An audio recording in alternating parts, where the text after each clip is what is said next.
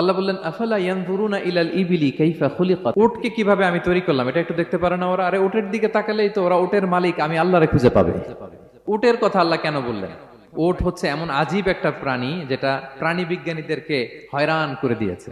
আল্লাহু আকবার, আপনি অবাক হবেন উটের যে ফিচার আল্লাহ তাআলা দিয়েছেন। প্রাপ্তবয়স্ক একটা উট একসাথে 200 লিটার পানি খেয়ে ফেলতে পারে, এবং ওটের পেটের ভিতরে একটা স্পেশাল ওয়াটার চেম্বার আছে, ওই চেম্বারে রেখে দেয়, যখন লাগবে ওইখান থেকে নিয়ে নিয়ে বেঁচে থাকে। 1 মাস না খেয়ে বেঁচে থাকে কি করে? ওটের পিঠে দেখবেন একটা কুজ আছে, এই পুরো কুজটা হচ্ছে চর্বির আধার।